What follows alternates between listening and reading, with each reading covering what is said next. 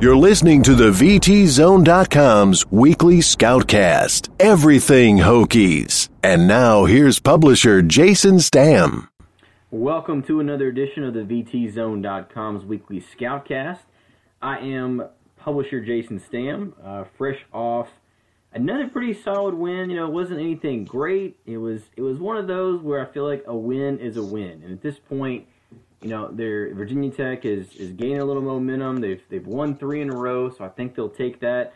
My main man, Doug Bowman. Doug Bowman, would you take that win? Is it kind of just a win is a win?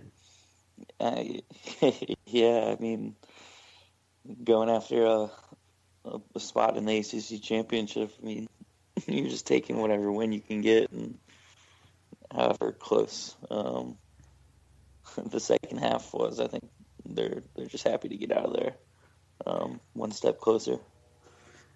So, Doug, before we get too into it here, I'd be remiss if I didn't say congrats to the Chicago Cubs for the World Series, because they were, I guess they were down, 3-1 last time we talked? 3-1, yeah. Yeah, 3-1, and I think it was the night of, well, no, I guess it was 3, no, it was 3-1. Game 6 was Sunday night, yeah. Yeah, so they were trying to catch back up, so, sorry to the Cleveland Indians for not being able to come through. I'm telling you, it's because they didn't let Wild Thing Charlie Sheen throw out the first pitch. That's what doomed him. I agree completely. I really think we'd be talking about something completely different if they let him throw into, Taylor at catcher. Yep. That's what it was. So maybe next year for the Indians, but we'll see. I mean, I think both teams are pretty well set up for the next few years.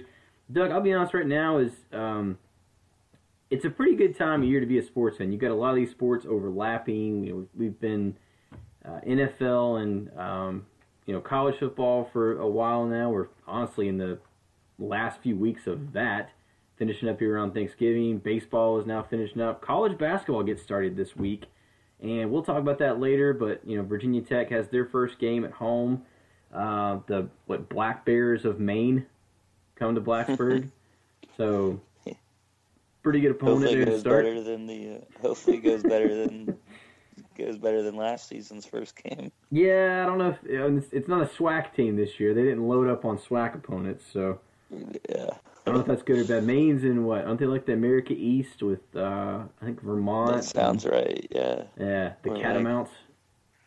Yeah, Vermont and BU. Yeah, that sounds right. Some of those Northeast schools. So, Doug, let's dive back into the game though. I know you were watching that, and I don't know. Were you? Is it one of those did they seem kind of lethargic? I mean, are you disappointed with how they look? Like, how would you kind of assess overall their performance by the Hokies on Saturday? Pretty average, I think. I mean, if you take away that blocked kick that returned, that Adonis Alexander returned. That was it. That's completely different. I mean, That's swung momentum there for a while. I forget, that made that 21-7 or something like that. And you felt pretty comfortable, but then in the second half, Duke. I mean, that was just bread and butter Duke. Using those long drives where they just keep moving the ball down the field, and by the end of it, I think Tech gave the ball back with 7 minutes left or something, only up 3, and you felt like, all of a sudden they could be staring at needing a 2-minute drill to try and win the game. But, luckily they were able to get off the field, and then Evans picks up those 2 huge first downs, and they run 4 minutes off at the end of the game, which was huge. Well, and I thought Isaiah Ford had a couple of good points after the game. He was saying that the good teams have to win these kind of games. You're not going to have throwing for 400 yards every game, and having those big explosive outbursts like they had at Pittsburgh, or even they had a couple against Miami. But they get a win, and it's their last road ACC game of the season. So I think to get a win like that, you back home for Georgia Tech and Virginia, you get Notre Dame in between, but they they're still in position. If they take care of business, they're going to win the division, the Coastal Division. Yeah, I think that's Ford's point was exactly right. I mean, even if you just look around the ACC, I mean, you have Clemson struggled against Troy. Louisville struggled against Duke. Pretty kind of similar game. But they just got the job done and moved on. So, I think Tech is really happy to get out of there with a win, and they got two home games, 2 home conference games left to wrap up the Coastal. I don't think they could ask for a better situation to be in as far as what they have left to take care of.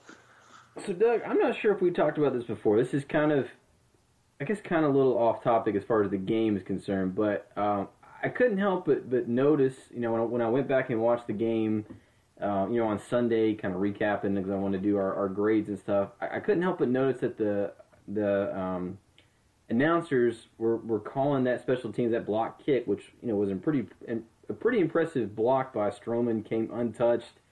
I don't think you could draw it up any better, but they were calling it Beamer ball. So at this point, can we officially retire that, or is it still apt to call it Beamer ball? I feel like it should have been retired a long time ago. That's a good question. I don't know. It's the whole branding of Virginia Tech football that's been around forever and ever, and I don't know what else you would call it. I guess you can just say a good special teams play. That's what I'm thinking. Let's just call it a good special teams play and be done with it. Yeah, I think I don't know how to answer that question. Well, I'm just thinking, and obviously, Frank Beamer built, like you said, he had a lot to do to build that brand up, and for the longest time, it was a very apt brand. I mean, they were Beamer ball. I mean, they had so many special teams plays and returns and block kicks and punts, but even the first couple of years of my covering Virginia Tech, Beamer ball was just non-existent, and it's almost like people were wanting it to be there, and it just wasn't. And I guess they had a couple of little hints of it last year, and they've had a few. They had Stroman had that punt return for the touchdown. Earlier in the season at home. So I mean, they've had some moments, but Coach Beamer's not even here anymore. I mean, can we finally retire it? I don't think you'll ever see it retired, particularly the number 25 jersey that they're doing true. to honor that's really the cool, special though. teams player. There's always going to be like a connection, and the announcers love bringing up Beamer ball and using that. So I think it's going to be around for quite some time. I just kind of wondered if they were, it's one of those like you're just kind of conditioned to say it. These announcers are used to saying it, and I don't know. Yeah. I kind of wonder, after they said it, if I can't remember which guy. And I don't know either one of those announcers that called the game on Saturday, but if they went back and looked and said, "Man, I don't know why I just said Beamer ball," Coach Beamer's not even here anymore as far as coaching the team. So just a little surprise. I guess it's a good segue for them to kind of then they can transition right into talking about how well the transition has gone. Yeah. And they can tell the story about how Bud Foster and Justin Fuente met on a plane at 1 a.m. and Bud Foster didn't even know, that whole story. Yeah, well, Bud always likes to talk about how they had met and talked over a couple of beers and decided that they could work together and liked each other, and yeah, it's a pretty interesting story. Okay, so I don't want to get too far away from you here, Doug. So let's get back off the game. We got way off the game. Let's get back to the game. Let me steer us back here. Okay, so with that, we talked about Stroman on the block kick, and had obviously a pretty impressive play there. For him to go down, when that happened, when he got hurt trying to field that punt, he fielded it and got tackled immediately. That was a gruesome injury. If you go back and look at that, his ankle turns the way it should not be turning. And I know they called it officially a sprained ankle. I'll be interested to see. I know he went and had an MRI done when he got back. It'll be really interesting to see if just the severity of that injury, if it stays a sprained ankle. I mean, as soon as it happened, I'm thinking, oh God, this looks like it could be an Achilles injury, something that's definitely season ending. How big is that a loss, though? If he can't go, let's say one game, Doug, and let's say if he can't go the rest of the year. I don't expect him to play against Georgia Tech at all. I don't either. You talked about. I'll be shocked. It was just really awkward looking sequence there, and then I think on the sideline, listening on TV, the sideline reporter mentioned that they had to cut his shoe off, and I think anytime you can't, untie the shoe and remove the shoe yourself, that's not a good sign. No, not at all. So I mean, I think that's we'll see. The injuries are kind of mounting up, particularly in defense.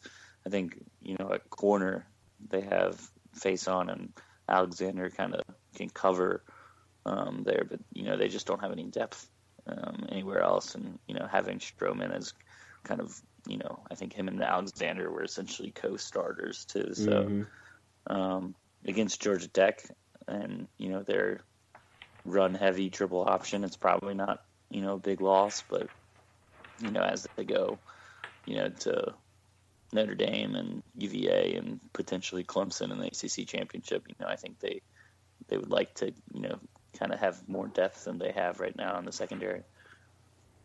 Yeah, I mean, Georgia Tech, and this is where I wish we had Skip, because Skip's always good to talk about Georgia Tech. I know I've talked to Coach Charlie Wiles a few times, and Coach Wiles even told me last year, I remember most recently, about just mentioning Skip, how Skip was one of the better players he'd ever seen go against that defense, or that offense, because it's a different kind of team, different kind of preparation than anybody else that Virginia Tech plays every year. And I know Skip, we'll see if we can't get him back on here next week to talk about just the intricacies of playing that option with Georgia Tech, but Doug, at the same time, we're not sure about Stroman. Again, I'm like you. I don't expect him to play at all this week. I mean, if he's even not even close 100%, I don't think he's going to play. But then also you've got Terrell Edmonds on top of that, who's going to have to sit out the first half. First of all, let me ask you, do you think that was a targeting call? By the book, yeah, it was targeting.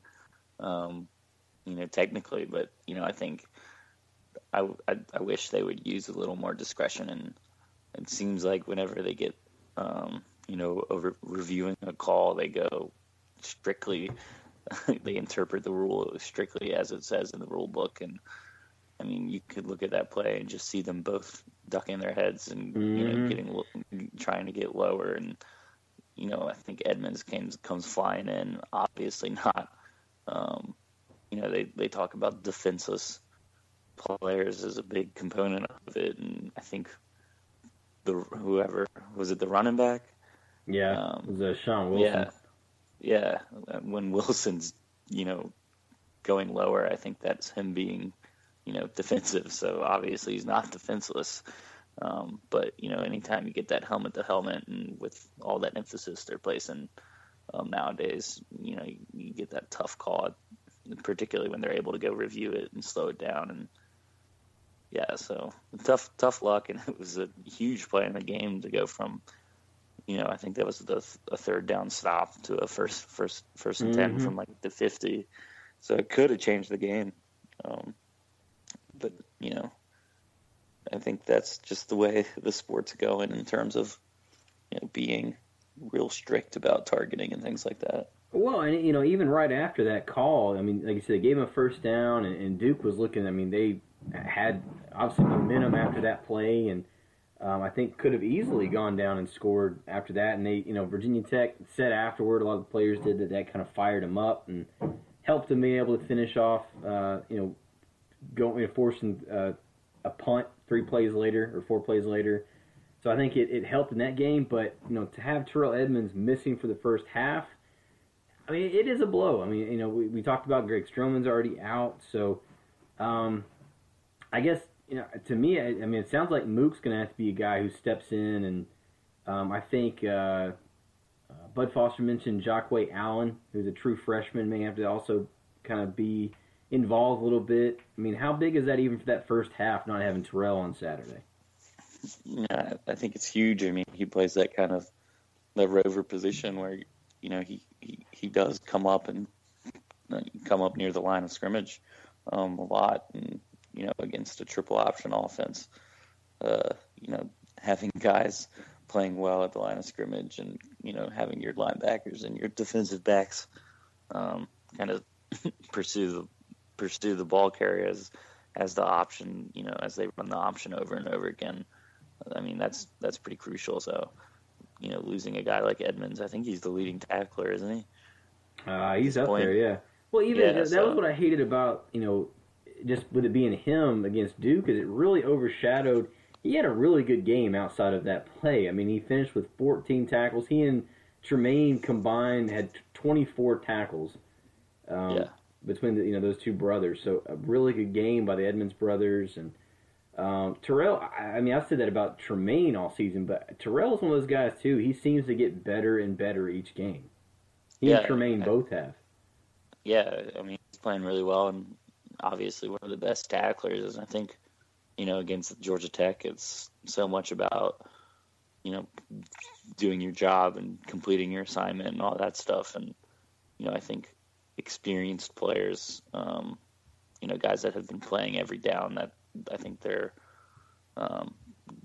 have a much better chance of being successful than against that kind of offense than, a guy like, I think, you talked about Allen. Jacquay Allen, yeah.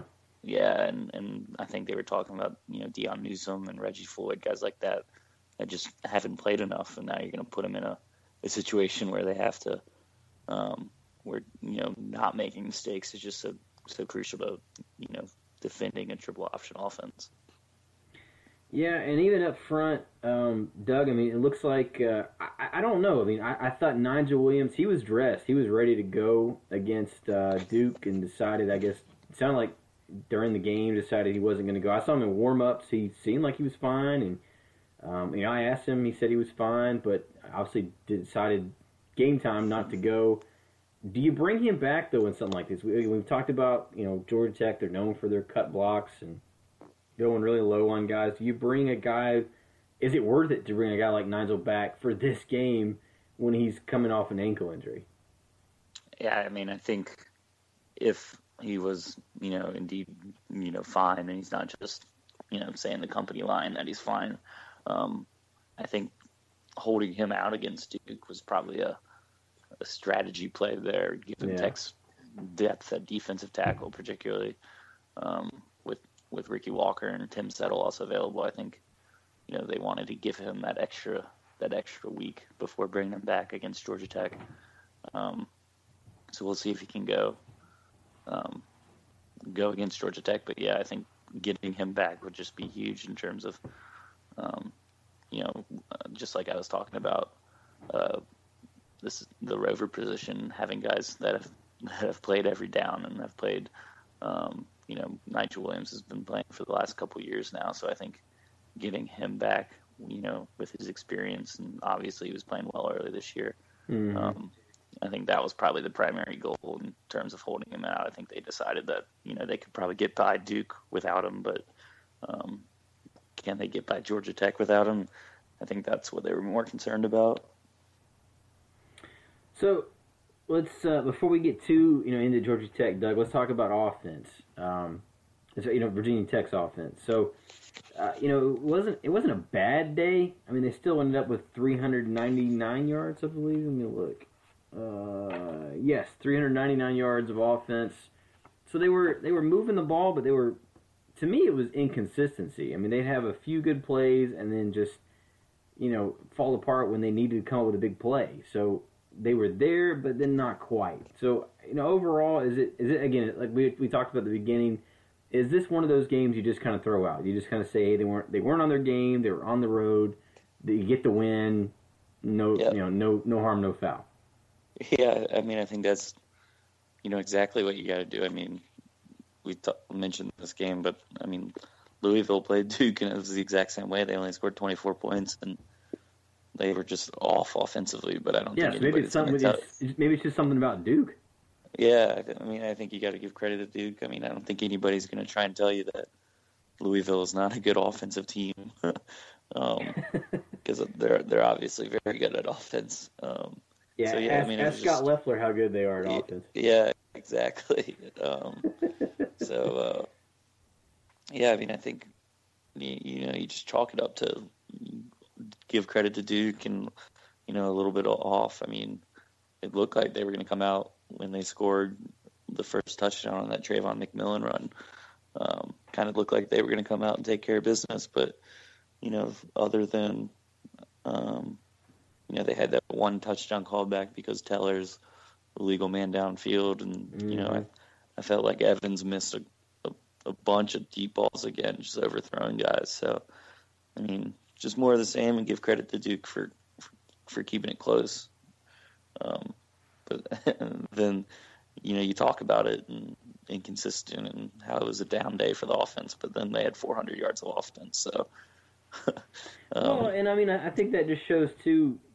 They don't rely on one guy. If you look at kind of look at the numbers, and that's been the case. It's something new. I mean, Trayvon McMillan got the majority of carries as far as the running backs go. He had 15 carries.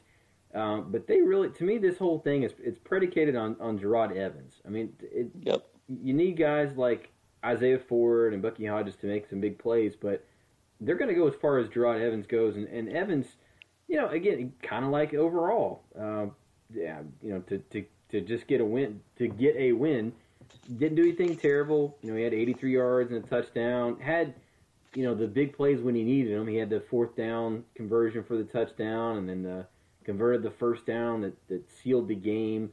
But overall, I mean, I don't know. So I guess you're on board with me by saying, that Gerard Evans kind of is. They're going to go as far as Evans takes him.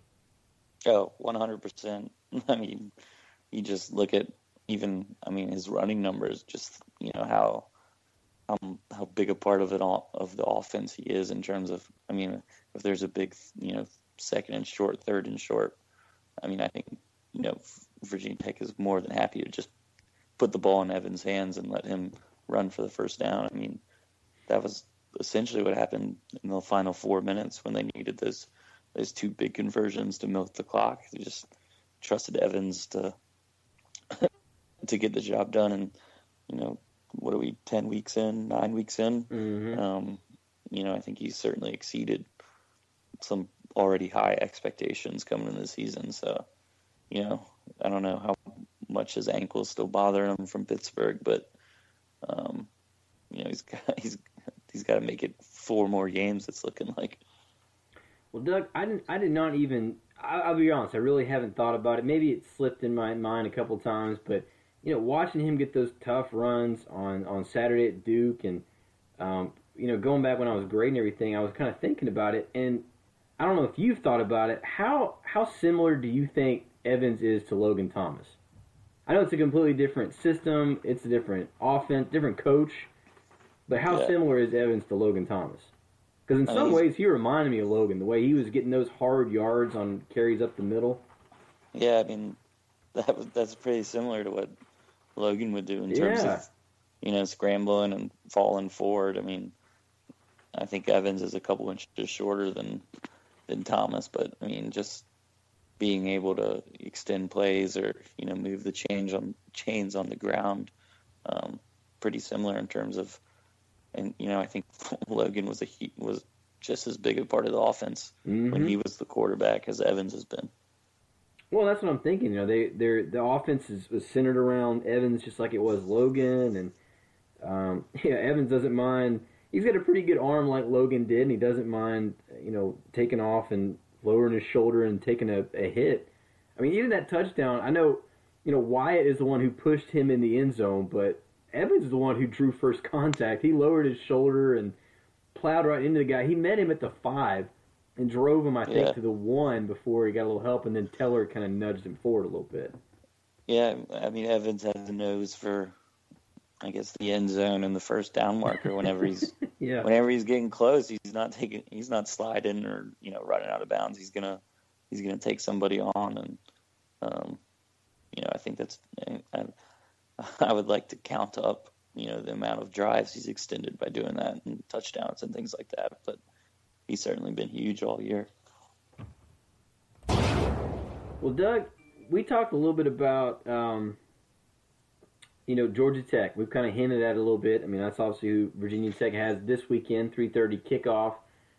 We'll be there, obviously, for full coverage. But, going into this, or after this game, or going into this game, or, even before Duke, I guess, I'll even go back that far. I kind of thought Georgia Tech was going to be one of those games, because they do. They take you out of your game to match up with their stuff. I mean, they're going to play, Virginia Tech's probably going to look completely different that game than they do any other game this season. But they look that way with Duke. So is it going to be similar to Duke, do you think? Or it's going to be kind of a, they're going to churn up a lot of yards because they're going to run the ball a lot, and they're going to make you stop them running the ball. Yeah, I mean, it's certainly going to be an interesting game. I mean, I think everyone had Georgia Tech kind of dead in the water there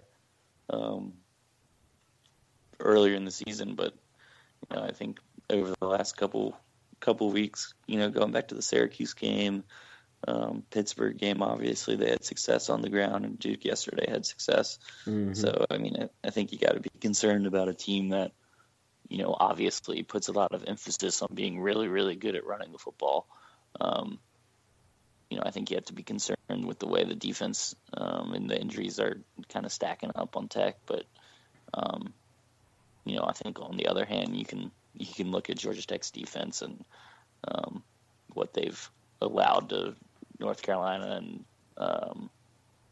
and Duke over the last 2 weeks. I mean, I think you have to be pretty optimistic about what Virginia Tech's chances to just compete offensively are next week. Well, and honestly, this is probably one of those kind of games. I don't know what you think, Doug. To me, I think ideally you'd want to play Georgia Tech early in the season when you're healthy and, right now they're all, like you said, they're beat up. They've got a lot of guys. Yeah. I know Ken Canham's out there playing not 100%. He's playing well, but Ken's not 100%. Nigel's not 100%. You've got Stroman now who's out. Yeah. Yeah. So you talk about, so they'll have Edmonds will miss the first half. Stroman will probably miss the game. You got your two starting defensive ends are playing with one arm. Mm-hmm. We got a defensive tackle with an ankle injury. They're pretty banged up, and that's not what you want. I think ideally you want to play Georgia Tech like week 4 after a bye, or after a Thursday night game where you can get 10 days to prepare or something like that. But we'll see. Yeah, it should be a very interesting game for sure, and we'll dive more into that. There'll be a lot of storylines to follow this week. We're going to follow whether Stroman is where he is health-wise. Is this a season-ending injury, or is it just a sprained ankle like they've kind of played it off to be? I still think it's got to be worse than that. Or, it could be just a very bad sprained ankle. It could be but just the way he got hit. If you watched his ankle, it looks like he broke something. So I would be very surprised if it stays just a sprained ankle. But, yeah, I mean, lots of injury stuff to kind of watch. And, it'll be interesting to see, obviously, if the offense can just get some consistency. They're still putting up yards, but can they be consistent? So lots of stuff we'll be tracking this week, including with Doug's primer towards the end of the week. All right, Doug. I'll be writing that. Yeah, let's get to some shout-outs. You got a shout-out for me this week? And we don't have Skip to pick us up with a shout-out either. Yeah. I'm gonna shout out Westworld on HBO. Just watch the first episode. Pretty good. Kind of weird. Kind of still trying to figure out what's going on, but I'm intrigued by the potential here. Westworld. Okay. Well, I'm gonna sit with Virginia Tech here, and I think we talked about it when before we started the podcast, you and I, Doug. But shout out to Brandon Flowers. I mean, that guy's been playing. He's not quite as long as D'Angelo Hall. Of course, we're all hoping that D-Hall can get back. But if you all missed it, Flowers had a pick 6 against Tennessee on Sunday pretty much was the difference maker. I know they ended up winning, I think it was 43-35. So it was lots of points put up. I know a couple of scores obviously didn't come. I think they had a fumble return for a touchdown, but Flowers had a pick six that pretty well sealed it for San Diego. So it's always good to kind of catch up and see how these former Hokies are doing. And Flowers is a guy, to me, Doug, I don't know. It doesn't seem like he gets mentioned a lot still. I mean, I know everyone's talking about Tyrod, and rightfully so, and everybody knows what Cam Chancellor does, but Flower kind of gets lost sometimes. Yeah, he's not one you hear much about or, follow. I think people probably tune in if Cam's playing or obviously a Bills game, but I don't think anybody's like, let's put on the Chargers so I can watch some Brandon Flowers. Yeah, but he's still going. I mean, like I said, looked pretty impressive on that pick six he had on Sunday. So very good to see from him. But Doug, that'll kind of wrap things up here. Obviously, we'll hope to get Skip back with us next week. I'd love to kind of get his take on.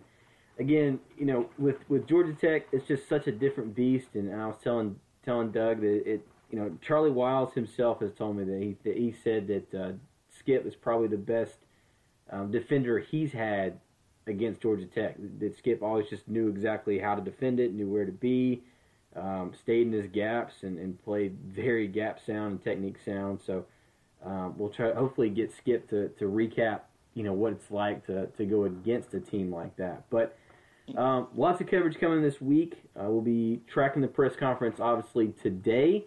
Plenty coming again on Tuesday. So for Doug Bowman, I'm Jason Stamm. Thank you for checking us out this week, and we'll see you back here on the podcast next week.